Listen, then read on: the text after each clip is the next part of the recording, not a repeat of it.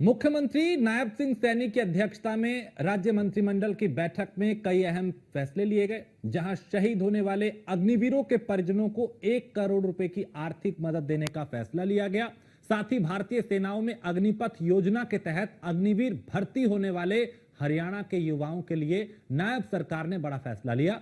नौकरी के बाद वापस लौटने वाले अग्निवीरों को हरियाणा सरकार नौकरी में 20% आरक्षण देगी।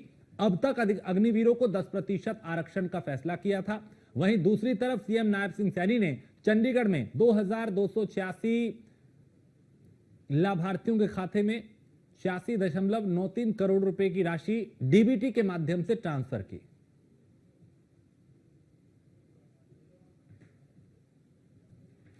मंत्रिमंडल की बैठक में सभी विभागों, वार्डों, सभी बोर्डों एवं निगमों, पंचायती राज संस्थाओं तथा शहरी निकायों के लिए भूमि की बाजार दर निर्धारित करने की नीति में भी संशोधन किया है।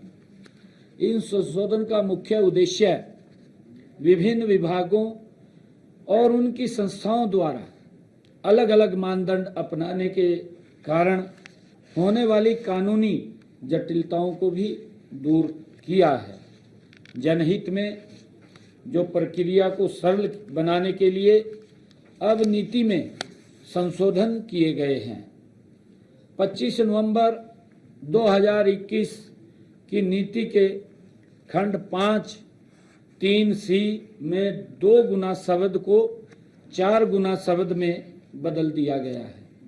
मैं बताना चाहूँगा क्योंकि कहीं जो हमारे बोर्ड या निगम उसमें कोई छोटा रास्ता है, सोसाइटी थी, उसका कोई छोटा रास्ता था, उसकी जो फीस थी वो पहले 2 गुनी लेती थी। ऐसा सुझाव आया कि इसको बढ़ा करके 4 गुना किया जाए और इसको पहले उसकी कई जटिल प्रक्रियाएं थी, अब वो मुख्यमंत्री लेवल तक ही जा करके उसको क्लियर कर दिया जाएगा। नए संशोधन के अनुसार अब भुगतान उस राशि के बराबर ही हो जाएगी जो केंद्रीय अधिनियम के तहत भूमि अधिग्रहण पर सरकारी संस्थाएं भूस्वामियों को देती हैं। मंत्रिमंडल ने यह भी निर्णय किया है कि अब अग्निवीरों को भी युद्ध में शहीद हुए सैनिकों की तर्ज पर 1 करोड़ रुपए की अनुग्रह राशि दी जाएगी। कैबिनेट ने इसकी मंजूरी दी है क्योंकि जो हमारे अग्निवीर थे अगर वो शहीद हो जाते थे तो अब उनको भी उनके बराबर 1 करोड़ रुपए की राशि दी जाएगी। 2022 में केंद्र सरकार ने 3 सेवाओं, सेना के नौसेना और वायुसेना और हमारी ये थल सेना में अग्निवीरों की भर्ती के लिए अग्निपथ योजना शुरू की थी। अग्निवीरों का पहला बैच अगस्त 2023 में सशस्त्र बलों में शामिल हुआ था। 2022-23 और 23-24 में हरियाणा के सभी जिलों में कुल 5120 अग्निवीर भर्ती हुए थे। 2024-25 के दौरान लगभग 2000 अग्निवीरों की हरियाणा से वो भर्ती हुई थी और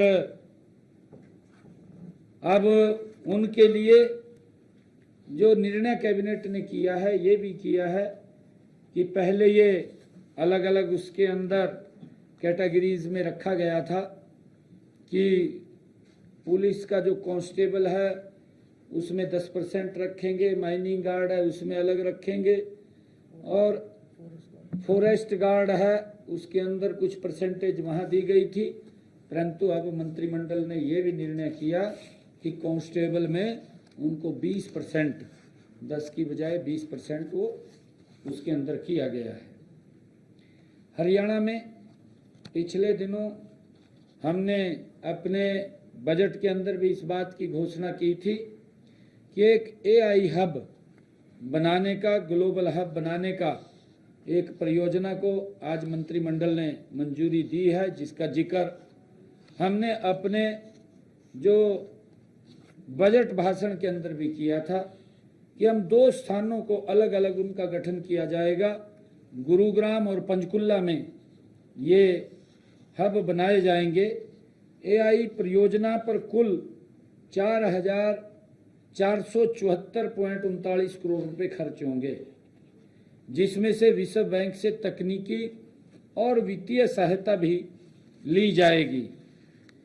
ये जैसा मैंने बताया है कि ये जो हब बनेंगे, जो global hub Gurugram artificial agency centre और पंचकुला में Haryana advance computing facilities centre स्थापित किए जाएंगे, ये निर्णय किया है।